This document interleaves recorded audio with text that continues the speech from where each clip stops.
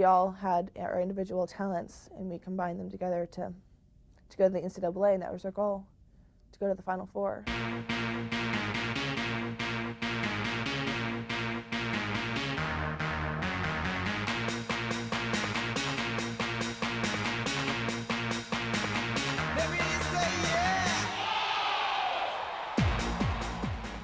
I think we knew all along that we could do it if we really wanted to.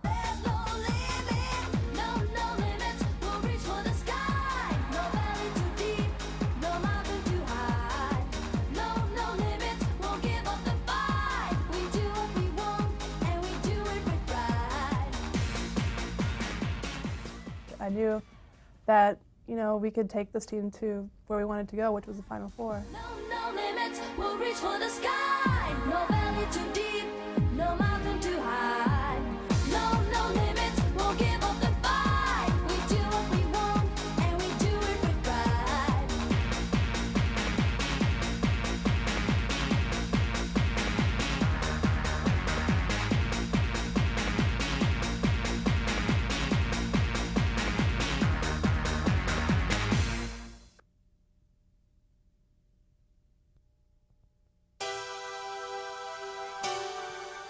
After years of establishing a tradition of dominance on the court and pushing the standard of excellence to unmatched levels of success, the Nebraska volleyball team entered the 1996 season on top of the collegiate volleyball world as the defending national champion.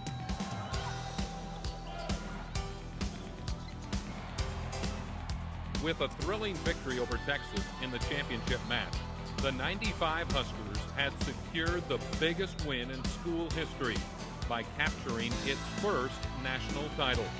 It was the crowning achievement for a program that has for years ranked among the best in the country. It touched off a well-deserved celebration that Husker players, coaches, and fans will never forget. And Nebraska head coach Terry Pettit says winning a national championship will have long-lasting effects on the Nebraska program. I think our players' confidence benefited from it. I think Kate, Maria, and Lisa, people who'd been on the court on the national championship year, returned, and they were more experienced, more confident. So we certainly benefited from it in many ways. The experience of winning a national championship was especially important for the 96 Huskers because the players who had led NU to the top had ended their careers. Gone from the lineup was a trio of All-Americans. In Player of the Year, Allison Weston, Team Captain Christy Johnson, and NCAA Woman of the Year, Billy Winsett.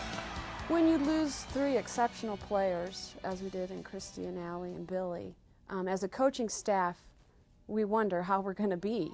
And we had concerns. And we were very proud of them at the end. That's the first words that came out of our mouths after the Final Four, that we are so proud of you and what you've gone through to get to this point.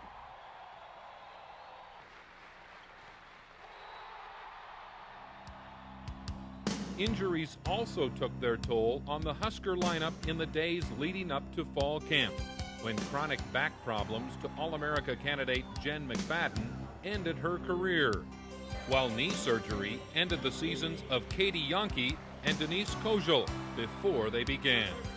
But there was plenty of talent ready and willing to accept the challenge of defending Nebraska's national title and carrying on NU's second-to-none tradition. We all had faith in ourselves. You know, during spring practice and during the summer, we found out what we can do and that we had a lot of talent. So I think we believed ourselves that we could, you know, take ourselves pretty far. With the Husker lineup taking a number of hits in the offseason, Pettit and company welcomed the addition of transfer Megan Korver. The Atlantic 10 Newcomer of the Year while at George Washington in '95, the Adams, Nebraska native had come home to help the Huskers in any way she could. Coming into the season, I didn't know what my role would be, so I just wanted to play my best. I went into every practice trying to fit in, trying to earn a starting position, and I didn't know exactly where it would bring me, but I just knew that if I played every day the hardest I could, I'd improve the best I could. While Corver adjusted to her new role as a Husker, sophomore Fiona Nepo found herself in a similar situation. A key reserve in '95, the Honolulu native stepped up her play and moved into a new job as the starting setter. I knew I had to live up to, not only Christy Johnson, but like the other setters, Nebraska setters. It was kind of hard, but as the season went along, I guess I progressed into an okay setter, I guess. With 11 freshmen and sophomores, the Husker roster was dominated by its youth in '96. But that doesn't mean that it was without leadership and experience from the upper classes. Also returning was a pair of seniors in Kate Cernich and Maria Hedbeck, whose roles were bigger than ever in their final seasons. Being a senior and with experience, I had to take on some leadership, and I tell people, I think the best way that I did it was maybe just in practice. I did a little bit of verbal leadership there, but also just by leadership on the court. Maria Hedbeck, the same thing. You don't go out and say, hey, I'm going to be the leader. It's just the way you act in practice. If you come in and work hard every day, that's leadership to me. The lone junior on the squad was Lisa Reitzma, a player who was truly in a class by herself. An All-American in 1995, the 6'4" lefty from Sanborn, Iowa, emerged as one of the most dominant performers in the nation. Personally, I just wanted to have a better season, accomplish more than I had last year, and Coach also wanted me to be more of a team leader, which eventually happened. The defending national champion Huskers entered the new season with a top 5 ranking and set the tone for the '96 campaign with a pair of home wins over Michigan State. A team that many people thought would be a top contender for the national title, the Spartans were no match for a Nebraska team that was reloaded and ready for another run at number 1. After watching practice halfway through the season, we beat Michigan State. We had a chance to win, just like any other team. A big key to the team's successful season was an early loss at North Carolina, which dropped the Huskers' record to 5-2. The players' confidence was shaken by the upset, but the team responded like champions. 3 straight wins brought a close to the non-conference portion of the season.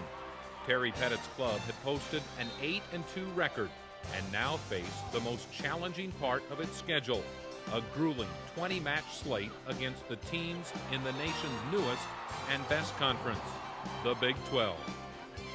With 19 Big 8 titles to its credit, Nebraska entered the new league with sights set on making history as its first champion.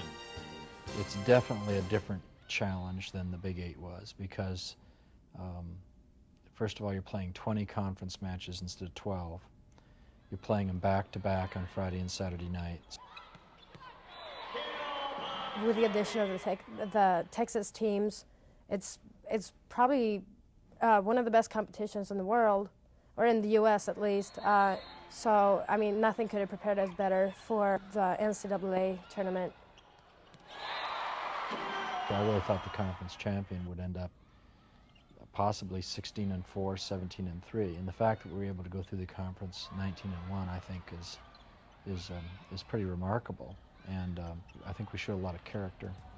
The runner-up pick to Texas in the preseason conference poll, NU had emerged as the front runner after reeling off 9 straight wins.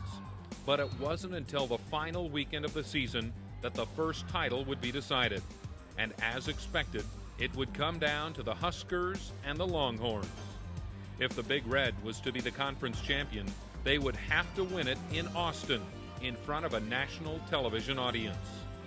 And just like they had 11 months earlier in winning the NCAA tournament, the Huskers put together an impressive 4-game win for their 5th straight victory over UT, and more importantly, the Big 12 championship. NU put the finishing touches on the title the following night by handing third place Texas A&M its only loss of the season to finish 19-1 in conference play. You know, that was a huge advantage for us to have one of the toughest conferences in the nation.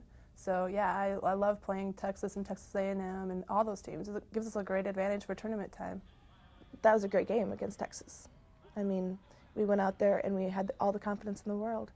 And it's what I think our team needed at that time. The win over Texas was significant for two reasons. Not only did it give NU the conference crown, but it also secured a top seed in the NCAA tournament and home court advantage through the East Regional. And when it comes to playing at home, there is no place like Nebraska. Since September of '92, the Huskers are an incredible 77-2 in the friendly confines of the Coliseum. I think Nebraska is one of the best places to play in, especially if you're in Nebraska. But they have such emotion, they have great knowledge about the game, they know what's going on, and they're just a fun crowd to play in front of. Out of all the places we have traveled to and all the crowds that we have seen, we definitely have the best crowd, the best place to play, because they're so supportive. And when you're playing, the whole, you know, you're surrounded by fans and like the sea of red and the band and stuff. So I just think it's like the coolest thing.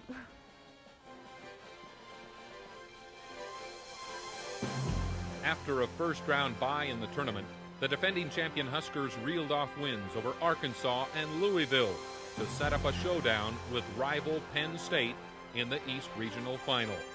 The Big Ten champion Lady Lions entered the match with a top 5 ranking and a 15-match winning streak, while the Big 12 champion Huskers had won 12 straight and were looking to make a trip to the Final Four for the second straight season. The Penn State game was incredible. I don't know how else to describe it. Just being there, seeing it, even watching it the next day was just incredible. Just all the emotion from the crowd and the players, and it was just the most incredible game I've ever played in. Early on, it looked as though the Huskers were on their way with a victory in Game 1. But Penn State had other ideas and battled back time and again. After 4 games, the match stood tied at 2 games apiece, setting the stage for one of the most memorable finishes in NCAA tournament history.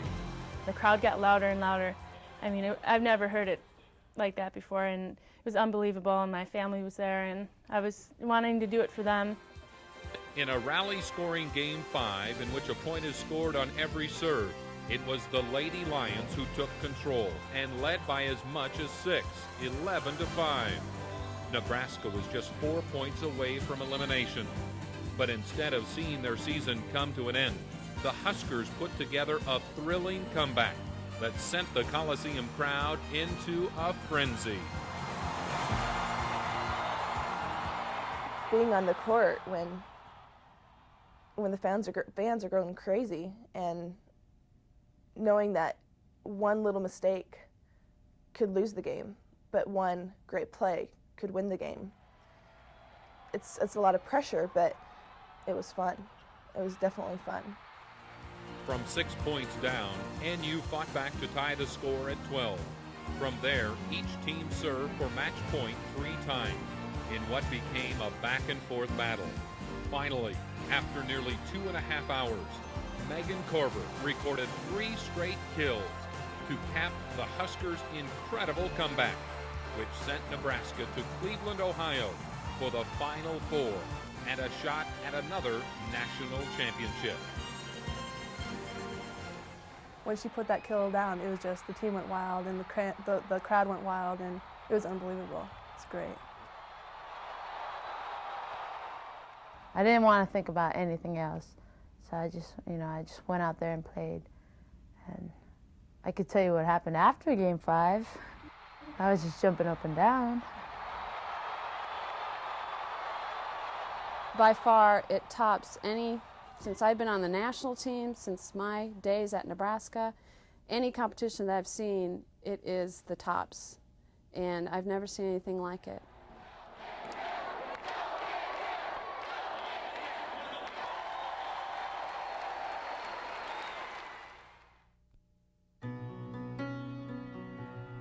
A young Husker squad that began the season with unlimited potential had now reached the pinnacle of the season with a berth in the final championship round. But winning a second consecutive title would not be easy. Nebraska's opponent was top-seeded Stanford. While the Huskers got off to a great start in the match by winning Game 1, they fell short in the end to the eventual champion Cardinal, thus ending the season 30-4. We knew it was going to be a really tough game, and we also knew that some teams might just go in and give up on them and say, well, we made a Final Four, that was one of our goals, and Stanford is a better team. But I think we went in and worked hard, and we didn't let go. Unfortunately, Stanford was a better team, but we didn't give them anything. For headback and fellow senior Kate Cernich, the Final Four was a fitting way to bring their careers as Huskers to an end. Careers that have seen them grow from promising freshmen to champions on and off the court. I just wanted to say, I'm going to miss you, and you've been great friends, and I hope to see you guys do good next year.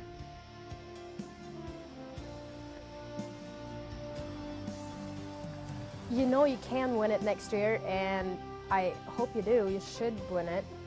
I'll be there cheering for you, and it's been fun playing with you, and good luck. I'm going to miss you.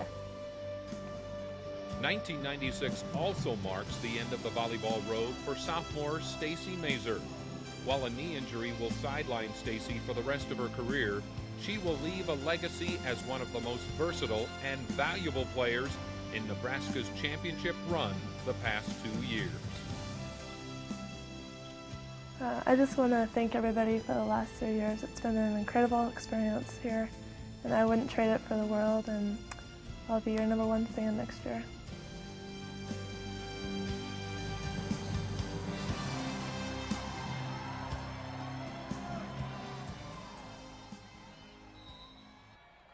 From a promising team loaded with potential at the beginning of the season to a championship team of veterans in the Final Four, the '96 Nebraska volleyball team more than lived up to the challenge of carrying on the NU tradition of excellence on and off the court. The '96 Huskers had 4 first-team Big 12 players in Lisa Reitzma, Fiona Nepo, Kate Cernich, and Megan Korver. Adding to Husker honors were Reitzma and Nepo, who were selected as first-team All-Americans, giving the NU volleyball program more total All-Americans than any other school in the country. Nebraska also leads the nation in academic All-Americans, and Reitzma added to NU's total in 1996, as Lisa became the 9th Husker to be named first-team academic All-America. Terry Pettit and assistants Kathy Noth and Nikki Best give Nebraska one of the most experienced and respected coaching staffs in the country. For the 3rd time in his career, Pettit was honored as the National Coach of the Year. The United States Olympic Committee bestowed the national honor on Pettit in 1996 as he became the first volleyball coach to ever win the USOC award. He knows how to win. He knows how to motivate us. I can't exactly say how he does, but it always seems to work in the big games. I mean, he says something to us, and we win. So he does know how to coach and win. I definitely think that this is the best coaching staff there is. They see our talents and they see our weaknesses and they exploit our talents, and they try to improve on our weaknesses by telling us what to do every day in practice. So yeah, I think they definitely prepare us. And perhaps most importantly, not only did the Huskers get the job done, but they had a good time doing it. We had fun on and off the court, and I think if you can do that off the court, you're definitely going to do it on the court. And I think, like you said, people could see it. It's not something you can fake. We got along, and we had fun, and while we were having fun, we were also playing hard, and improving. So I think it worked for us. It's definitely the best season I've ever had. Being on a team like this, having the coaching staff that we have. I wouldn't want to be anywhere else. As the Huskers look ahead to the '97 season, the players, coaches, and fans who have celebrated a national championship and a Final Four appearance the past 2 years have every reason to be excited as the nation's best volleyball program looks to a future that looks better than ever. Well, I think we've got some good things to build on. Certainly, we'll be more experienced. We've got a very strong freshman class coming in. Hopefully, some of the players who were injured this year, Katie Yankee and Denise Kozel and Lisa Avery, will be injury-free, and they're going to be available for different roles. So I'm optimistic. But each year, you still have to deal with whether or not a group of people comes together and becomes special in some sort of way. You don't just arrive and take things for granted. You have to keep challenging yourself. And I think the tools are there. The coaching staff is certainly enthused about what lies ahead. But there'll be new challenges, and we'll wait to see what happens.